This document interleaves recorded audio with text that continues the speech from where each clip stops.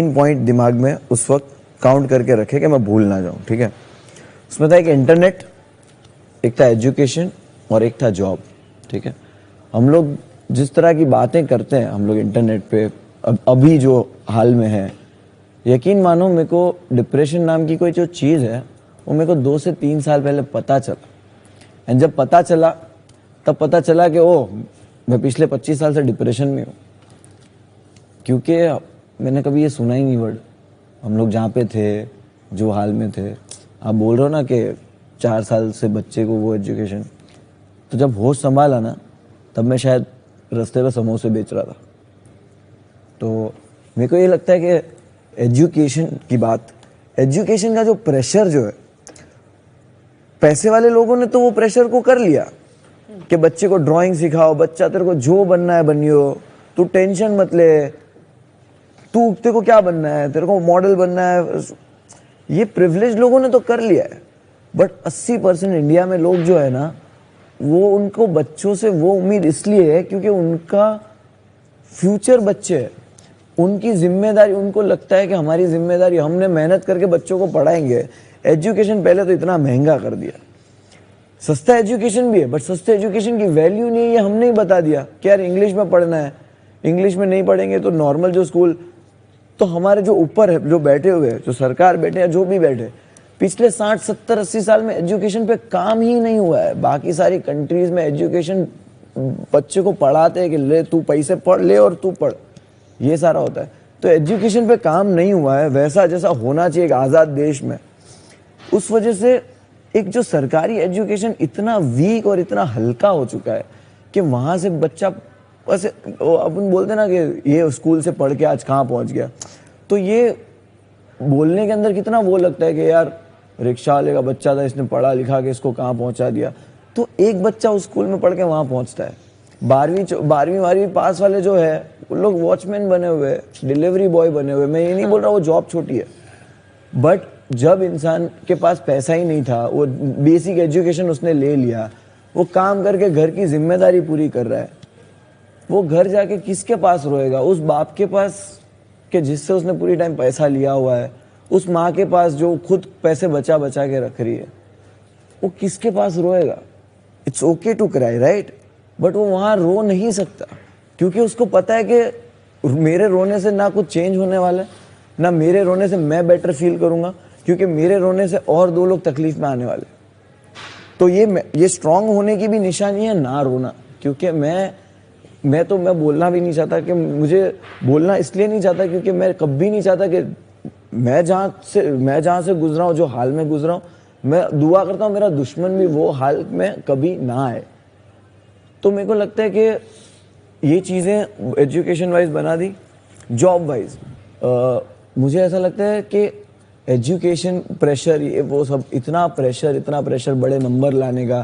पहले ऐसा होता था कि अच्छे नंबर लाना ज़रूरी है वो, अब उसमें भी इतना कंपटीशन हो गया है कि वो जो 50-60 पे, जो 60-70 में खुश हो जाते थे, अभी 90-90 पे भी खुश नहीं हो रहे। तो ये बड़े घर के लोग हो जाते हैं कि बेटा तू टेंशन मत ले, तू डिज़ाइनर बन जाए, तू ये बन जाए, तेरे को कुछ भी बिजनेस डाले। जो नॉर्मल लोग हैं उन लोग को वो चीज़ का, बच्चों जो एजुकेशन पढ़ रहे 10वीं 12वीं कॉलेज जिनके एग्ज़ाम है बोर्ड्स वाले, उनको वो चीज़ का बहुत स्ट्रेस है। क्योंकि मैं अब इंटरनेट पे आता हूँ, इंटरनेट पे वो जो दुनिया देख रहे, हम लोग ने इंटरनेट पे दुनिया को ऐसा बना दिया है। मैं ट्रोल की बात ही करने वाला था इंटरनेट से, कि इंटरनेट पे ट्रोल करना किसी को इतना ईजी हो गया है, इतना गाली देना इतना ईजी हो गया है कि हमको पता ही नहीं चलता कि हम किसी बड़े आदमी के सपोर्ट में या हम किसी भी बड़ी चीज़ के सपोर्ट में बात करने वाले को, सपोर्ट में बात करने वाले को, खिलाफ बात करने वाले को, दोनों लोगों को इंटरनेट पे गालियाँ पड़ती हैं, बराबर। मैंने तो कभी कोई ऐसे स्टेटमेंट नहीं दिए, बट बहुत सी चीज़ों को लेके मेरे भी कमेंट्स आना, फ़ोन आना, धमकियाँ देना। उस लड़के पे धमकियाँ आना कि जो लॉकडाउन में उसके घर में कैद है और उसके पास खाने का भी पैसा नहीं है, उसको इंटरनेट पे मारने की धमकियाँ आना और गालियाँ आना, या कॉमन हो चुका है इंटरनेट पे, क्योंकि बहुत इजी हो गया ना गाली देना। तो तुम जिसके सपोर्ट के लिए मुझे गाली दे रहे हो वो तुमको जानता तक नहीं है, वो तुमको जानता तक नहीं है। तुम उसके सपोर्ट में तुम मेरी माँ को गाली दे रहे हो, मेरे माँ बाप दोनों नहीं, और तुम उसको गाली दे रहे हो। मेरी माँ को, मेरे बाप को। और दूसरी चीज उसमें यह कि ये किसने ये माहौल बना दिया कि इंटरनेट पे आके अपना माल बेचना शुरू किया। 10 साल पहले तुम एक दूसरे के फोटोज लाइक करके बोलते थे कि अरे वो शिमला में वेरी नाइस, अकेले अकेले पानी पूरी खा रहे हो, ये सब होता था 10-15 साल पहले इंटरनेट पे, राइट? 2009 में ज्वाइन किया मैंने, मतलब मैं एग्जांपल दे रहा हूँ, 10 साल पहले ये होता था। एक हम लोग कहीं जाते थे, पिक्चर में टैग करते थे सब दोस्तों को, नीचे बढ़िया बढ़िया कमेंट्स आते थे। आज डाल दो एक कोई अलग कपड़े में फोटो, तुमको नीचे नाम देना, तू लाल शर्ट पिंक शर्ट में फोटो डाल, तेरे को नाम देने लोग आ जाएंगे नीचे। एक लड़की कुछ और पहन के डाल देगी, उसको कमेंट करने आ जाएंगे। तो ये लोग कौन इंटरनेट पे आए अपनी दुकान लेकर, कि जिनको पक्षों की जरूरत पड़ गई, कि इंटरनेट पे वो आए अपनी दुकान लेकर, और अब इनके पक्षपात में लोग बातें करना शुरू हो गए। पहले तो नॉर्मल इंसान यूज करते थे, अब वो बिजनेस, जो बड़ा बिजनेस है, जो सब मेंटल हेल्थ और I'm telling you, I'm telling you, connection वो आप बोलते जाएं। हाँ, मैं बोलता हूँ। तो ये ट्रोल, ये इनका जो मैं बोलना है, तो इसका मूड बता रहा हूँ ना, कि गाली देना उनको किसने इतनी हिम्मत दे दी कि अपना ओपिनियन रखने की। क्योंकि वो जो गाली दे रहा है वो मेंटली डिस्टर्ब है, अपनी लाइफ की फ्रस्ट्रेशन में, वो लाइफ में फ्रस्ट्रेट है, और दूसरे को भी कर रहा है। दूसरे को इसलिए कर रहा है क्योंकि उसको घर पे कोई पूछ नहीं रहा है, लेकिन यहाँ पे उसको 4 लोग लाइक दे रहे हैं उसकी गाली पे। यहाँ पे उसको वैलिडेशन मिला, उसका एक गोल बन गया कि रोज सुबह उठ के मैं इसको ये कुछ बोलूंगा, मेरे को 4 लोग कमेंट में बोलेंगे भाई क्या बात बोली।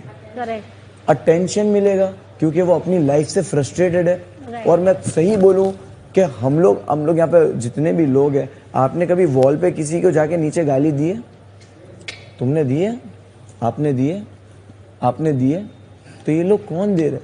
ये वही लोग हैं जिनको एजुकेशन वो वाला नहीं मिला जो बाकी सब लोगों को मिल रहा है। तो ये जो सर्कल है ना, ये जो सर्कल, वो एक दूसरे में इतना जुड़ा हुआ है। मैं जो बातें कर रहा हूँ निशा, आपके पास उस पर, हम यहाँ पे एक दूसरे को डिबेट नहीं कर रहे। तो अगर आपका कोई भी पॉइंट हो तो वो वैलिड ही होगा, आपके बिना सुने मैं बोल देता हूँ, क्योंकि बहुत सारा मैं जनरलाइज नहीं कर रहा हूँ चीजों को। ये चीजें बड़े बड़े हिस्से में जो है ना, उनके बारे में बात हो रही है। छोटे हिस्से में तो अभी हम लोग ये बात कर रहे हैं, मैं यकीन मानो मैं ऐसे 50 मोहल्लों के नाम दे सकता हूं जहां तक ये बात नहीं पहुंचने वाली। 50 मोहल्ले एक सिटी में, मैं नाम दे सकता हूं कि ये बात वहां तक नहीं पहुंचने वाली। और वो 50 मोहल्ले में इतना डिप्रेशन है, उनकी औरतों पे इतनी तकलीफ है, उनके बच्चों पे इतने स्ट्रेस है, उनके जो जवान लड़के डिलीवरी का काम कर रहे हैं उन पे इतनी प्रॉब्लम्स है, भाई ये बात उन तक नहीं पहुंचेगी। नहीं, लेकिन अगर एक इंसान की भी लाइफ थोड़ी चेंज हो, नहीं, मैं ये नहीं बोल रहा हूँ कि इसका कोई मतलब नहीं है डिस्कशन का। मैं ये बोल रहा हूँ कि हम लोग, मेरा हो गया। तो आई थिंक सबको एक, मेरा इसका लास्ट यही है कि मुझे लगता है सबको एक दूसरे के साथ बहुत प्यार से रहना चाहिए। और हर एक इंसान जो सुन रहा है या सुनने जब तक पहुंचेगा, वो अगर ये जिम्मेदारी बना लेना कि अपने आसपास के लोगों को खुश रखेगा, अपनी जबान और अपने हाथ से महफूज रखेगा,